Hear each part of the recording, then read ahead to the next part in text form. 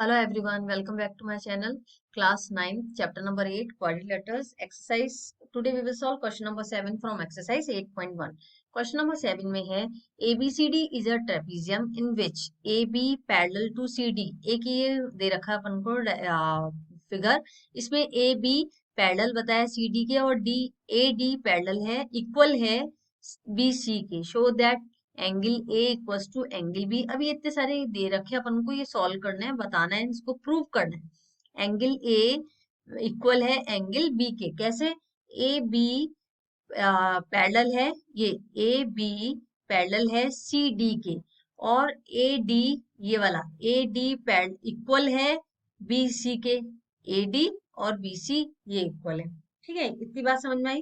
अब अपन इसका क्या करते हैं, कंस्ट्रक्शन करते हैं. सबसे पहले एक्सटेंड ए बी से एक लाइन एक्सटेंड कर रही है और किसके थ्रू जा रही है? सी के थ्रू जा रही है. Line through C parallel to D A. Parallel है किसके? डी ए के पैरेलल है, ये लाइन जा रही है यहाँ पे. और intersecting A be produced at E. Intersect कर रही है ए बी को और कहाँ प्रोड्यूस हो रही है? इसको अपन ने नाम दे दिया, इस पॉइंट का ई नेम दे दिया. ठीक है, यहाँ पे अब अपन ने क्या करा, क्यों करा ये कंस्ट्रक्ट? क्योंकि ये लाइन इसके पैरेलल है, ये भी लाइन पैरेलल है, तो इसको कंस्ट्रक्ट कर सकते हैं अपन, इसको आगे एक्सटेंड कर सकते हैं. लाइन को कंस्ट्रक्ट करके बता सकते हैं कि भाई ये पैरेलल है तो ये भी पैरेलल है. ये वाली लाइन पैरेलल है एडी, तो सीई भी पैरेलल है. इस तरह से बता सकते हैं. जैसे अपन कहेंगे देयरफॉर ए ई, ये वाली लाइन है ए ई, है ना, ये किसके पैरेलल है? डी सी के. ए ई डी सी के पैरेलल है. जब ये लाइंस पैरेलल है तो यहाँ पे भी तो पैरेलल होना चाहिए. इन्होंने बोला भी है यहाँ पे क्वेश्चन में ए बी पैरेलल है सी डी के, तो इसको बस एक्सटेंड करिए. अपन ने बता दिया कि ए ई पैरेलल है डी सी के. ठीक है, ये तो क्वेश्चन में क्या है, ऑलरेडी गिवन है अपन को, तो यहाँ लिख लेते हैं गिवन. ओके, अब दूसरी चीज, अब अपन क्या बताते हैं कि ए डी पैरेलल है किसके? सीई के. ये वाली सीई के पैरेलल है. अब ए डी, इसी तरह से ए डी पैरेलल है सी ई के. ये किससे पता चला अपन को? बाय कंस्ट्रक्शन से पता चला ये चीज. ठीक है, दैट एम्प्लाइज ए डी, ये ए डी सी ई, अब ये क्या बन गया? A D C E is a parallelogram. इतनी चीज समझ में आई? पैरेललोग्राम हो गया, है ना.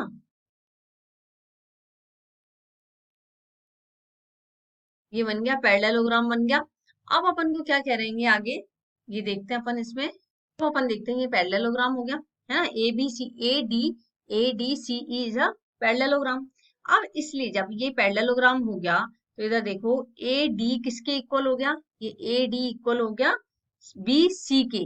ये बी सी के, ये वाली लाइन इक्वल है इस लाइन के इक्वल है, तो ए डी इक्वल हो गया. यहाँ पे यही दे रखा ना, ए डी इक्वल है बी सी के, क्वेश्चन में गिवन है. तो ए डी इक्वल, अब ए डी इक्वल हो गया सीई के भी इक्वल हो जाएगा. जब ए बी के, जब ये लाइन इक्वल है तो इसके भी इक्वल होगा, तो ए डी इक्वल सी ई. ठीक है, अब अपन ये भी क्या कह सकते हैं, A D equal B C. ये तो क्या था अपन को? गिवन था. ए डी इक्वल था बी सी के, ये गिवन था. दैट एम्प्लाइज, अपन इसको करेंगे C E equals to B C. ये सी ई, ये किसके इक्वल हो गया? बी सी के इक्वल हो गया. जब ये इसके इक्वल है, ये इसके इक्वल है, जब पैरेललोग्राम बता रहे हैं, जब ये लाइन इक्वल है इस लाइन के इक्वल है, तो ये भी लाइन इक्वल होगी, है ना, पैरेललोग्राम. अब अपना क्या था ये, क्योंकि पैरेललोग्राम था ये पूरा. अब इसमें क्या करेंगे अपन, इसको अपन करेंगे इसमें देयरफॉर, अब अपन बताएंगे ये वाला हो गया. अब एंगल सी बी और ई किसके इक्वल है? एंगल ई के इक्वल है. कैसे? एंगल सी बी और ई, ये किसके इक्वल है? एंगल ई के इक्वल है. क्यों है? ये पूरा सी बी ई, ये वाला अपन ने पार्ट लिया है, ये एंगल ई के इक्वल है. कैसे है ये देखते हैं. ये वाली लाइन इक्वल है, ये लाइन इक्वल है, तो जो इक्वल लाइन होती है, ये वाली लाइन, इसका अपोजिट एंगल होगा ये वाला, ये इक्वल होगा ये वाला एंगल, और इस लाइन का अपोजिट एंगल होगा ये वाला. ये दोनों भी एंगल इक्वल होंगे। तो angle opposite to equal sides are equal, है ना। ये चीज यहाँ पे ध्यान रखनी है। अब अपन ने ये लिख दिया सीई, तो इसमें ये एंगल ई क्यों है, ये वाला है ना, सी बी और ई किसके इक्वल है, एंगल ई के इक्वल है, बी वाला। तो क्यों है, क्योंकि angle opposite to equal sides है, तो इक्वल साइड्स, और इनका क्या है, अपोजिट एंगल है। बात ये याद रखना, जब ये लाइन पैरेलल है,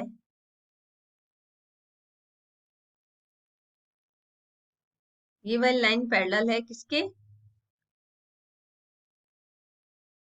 ये लाइन पैरेलल है, ये लाइन पैरेलल है, ये लाइन पैरेलल है, तो इनके एंगल्स क्या होंगे, ये वाला एंगल ए, ये इक्वल है और ये इक्वल है, तो इनके एंगल होंगे ये भी इक्वल होंगे।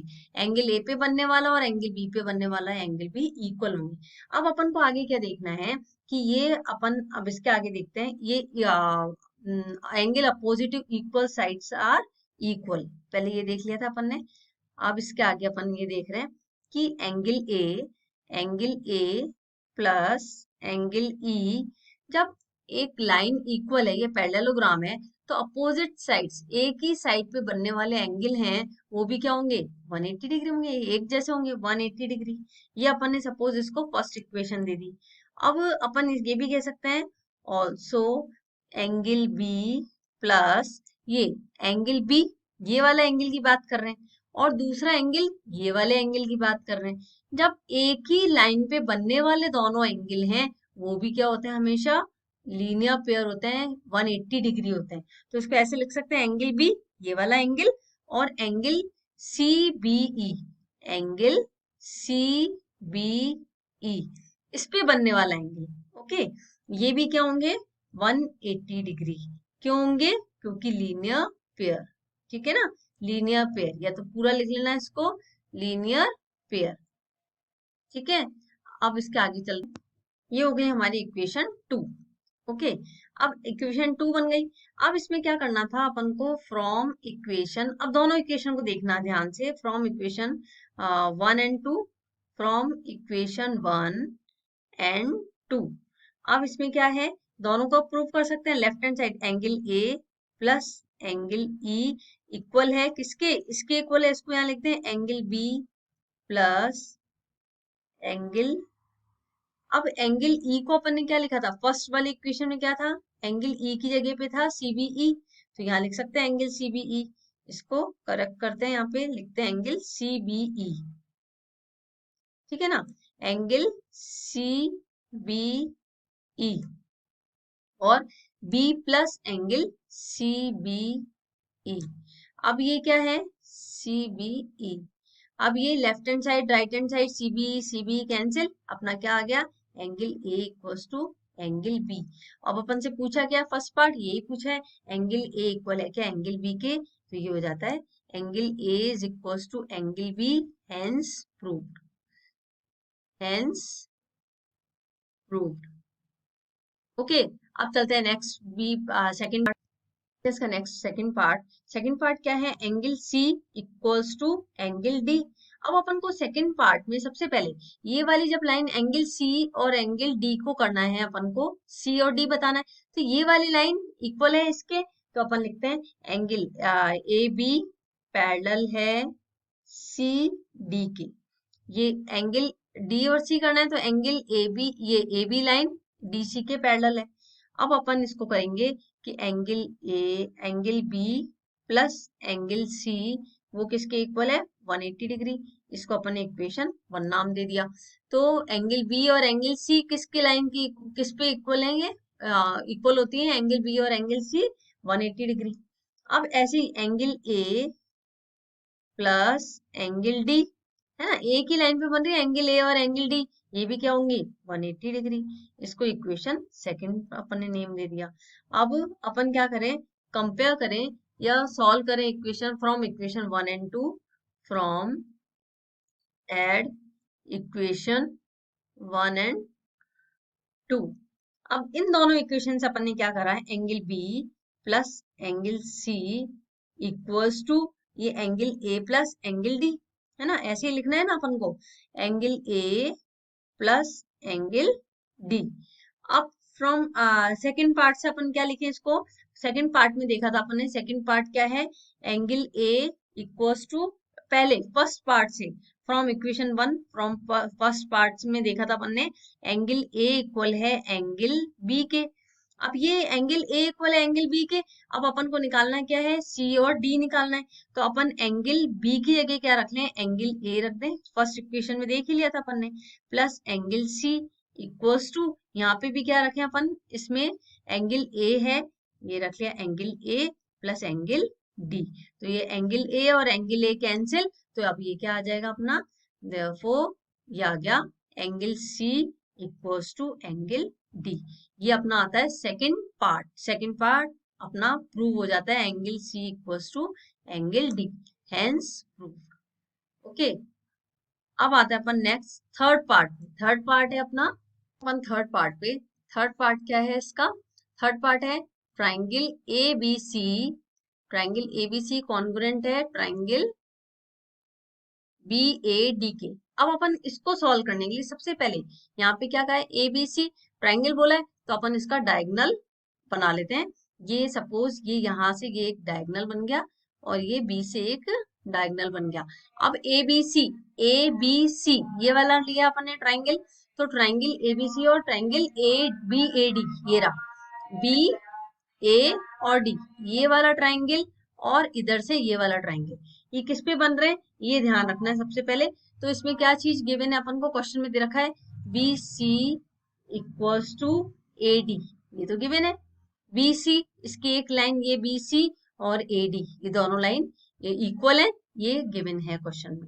ठीक है, अब दूसरा पार्ट देखते हैं कौन सा एंगल गिवन है, ये भी अपन देख चुके हैं, पहले अपन ने देखा था फर्स्ट पार्ट में कि एंगल ए और एंगल बी है, ये दोनों क्या है, इक्वल है ना, ये चीज नोटिस करी थी। बी सी इक्वल है एडी के, ये तो गिवन है क्वेश्चन में, बी सी इक्वल है एडी के। अब दूसरी चीज अपन क्या करते हैं, एंगल बी इक्वल है एंगल ए के, ये अपन ने किसमें प्रूव करा था, प्रूव्ड इन फर्स्ट क्वेश्चन में प्रूव कर दिया था, है ना, एंगल बी इक्वल्स टू है एंगल ए के। अब अपन देखते हैं ए बी लाइन, ये ए बी लाइन किसके इक्वल है, बी ए के। इस वाले ट्राइंगल में देखो, इस वाले ट्राइंगल में और इस वाले ट्राइंगल में क्या इक्वल है, ए बी, यहाँ पे है A B equals to B A, ये भी अपन को क्या है, गिवन है, क्वेश्चन में गिवन है। तो एक तो एंगल प्रूव हो गया, एक एंगल इक्वल है, एक साइड है और एक ये साइड है। तो अपन इसको therefore by S side angle side property से, ये क्या है, कॉन्ग्रुएंस का क्या, साइड एंगल साइड प्रॉपर्टी से, property triangle A B C is congruent to triangle B A D. अब ये क्या लिख देंगे, हेंस प्रूव्ड, ये भी प्रूव हो गया। अब चलते हैं अपन सेकेंड थर्ड पार्ट हो गया, अब चलते हैं लास्ट फोर्थ पार्ट पे। पार्ट है ये डायगोनल ए सी और डायगोनल बी डी। अब देखो डायगोनल ए सी ये है और डायगोनल बी डी है। जब अपन ने इसको प्रूव कर लिया, ट्राइंगल प्रूव कर लिया कि भाई ये ट्राइंगल है, ये वाला ट्राइंगल और ये वाला ट्राइंगल है, ये दोनों क्या है, इक्वल है, तो अपन इसको सीधे लिख सकते हैं, देयरफॉर किससे लिख सकते हैं, बाय सीपीसीटी, है ना, इसी से लिख सकते हैं बाय सीपीसीटी। इसके थ्रू अपन ने क्या करा है, किसको प्रूव करा है, ए सी डायगोनल है वो इक्वल है बी डी के, ए सी है इक्वल बी डी के बाय सीपीसीटी, कॉमा लगा के लिख सकते हैं। तो अपना क्या हो गया, हेंस प्रूव। पहली बात तो अपन को निकालने की जरूरत ही नहीं, जब अपन ने ये ट्राइंगल प्रूव कर दिया, ये वाला ट्राइंगल इसके इक्वल है और ये वाला ट्राइंगल इसके इक्वल है, जब दोनों इक्वल है तो बाय सीपीसीटी अपन प्रूव कर सकते हैं। Is that clear, I hope समझ में आ गया होगा। इसी के साथ क्वेश्चन नंबर 7 फिनिश होता है। आई चैनल को लाइक शेयर एंड सब्सक्राइब जरूर करिएगा। Bye, take care.